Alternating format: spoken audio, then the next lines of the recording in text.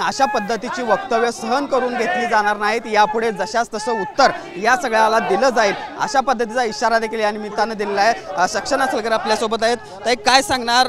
खरं तर मोर्चामध्ये बघतोय आपण मोठ्या प्रमाणात पाठिंबा दिसतो असणारच, आणि हा कुठल्या जाती धर्माचा पाठिंबा नाहीये, सकल महाराष्ट्र धर्माचे मराठी माणसांचा पाठिंबा आहे। याला कोणी जातीय वळण सुद्धा देऊ नये।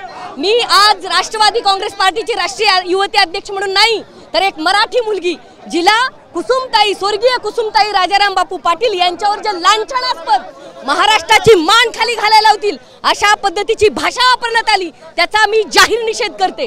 गोपीचंद पडळकरच्या मुसक्या आवळल्या पाहिजेत। भारतीय जनता पार्टीचे नेते माननीय मुख्यमंत्री देवेंद्रजी असतील, त्यांना माझं सांगणं आहे, भाजपला फार संस्कारी पक्ष हे ते म्हणता, तुमची पार आता काय राहिलेली नाही। जी काय आहे उरली सुरली ती व्यवस्थित ठेवा आणि अशा श्वानांना आवरा, नाहीतर महाराष्ट्र तुम्हाला माफ करणार नाही। हे चित्र आज तुम्हाला सांगितलं। मुख्यमंत्र्यांच्या भूमिकेकडे कसं बघता या प्रकरणात? मुख्यमंत्र्यांनी ते असं म्हणतात ना मराठीमध्ये, मी मारल्यासारखं करतो तू रडल्यासारखं कर, तसा प्रकार मला जाणवतो। फार काही कोणी दिलगिरी व्यक्त केलेली नाहीये। खरं तर मुख्यमंत्र्यांनी गोपीचंद यांना सांगितलं पाहिजे, जाहीर माफी मागा। तो जयंत पाटील यांचा अपमान नसून त्यांच्या मातोश्रींचा अपमान आहे, आणि भारतीय संस्कृती हे सांगत नाही। तुम्ही नवरात्र करता, कशाला करता? तुम्हाला जर आई बहिणींचा संस्कार जपायचा नाही, त्यांचा मान आणि आब राखायचा नाही, अशा श्वानांना वेळीच आवरलं पाहिजे। ते आपल्याकडे कुत्र पिसाळ्यावर इंजेक्शन देतात रेबीजचं, तशा रेबीजची गरज आज महाराष्ट्राला आहे की काय असं वाटायला लागलं। या मोर्चाच्या माध्यमातून काय इशारा असणार आहे सरकारला? सरकारला हेच सांगायचंय, ये तो झाकी है, तुम्ही पुढे बघा। महाराष्ट्रामध्ये लोकांच्या मनात खदखद आहे। ज्या पद्धतीचं राजकारण, पातळीहीन राजकारण महाराष्ट्रामध्ये चाललंय, जनतेला आवडत नाही। लोक बघणारे असतात। महाराष्ट्राची 13 कोटी जनता आणि देशाची जनता बघते।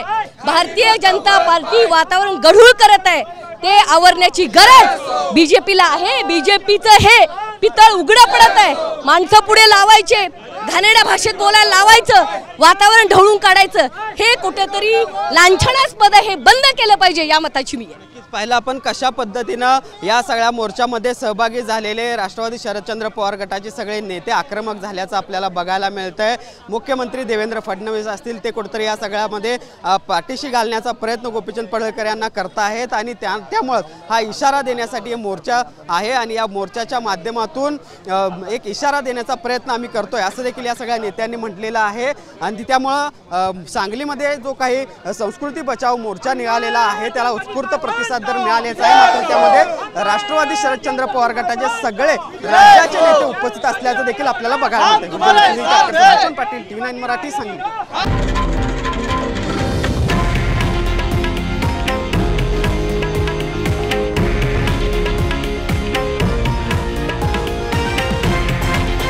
हे आहे देशातील नंबर 1 न्यूज नेटवर्क, आणि आपण पाहत आहात TV9 मराठी, एकमेव।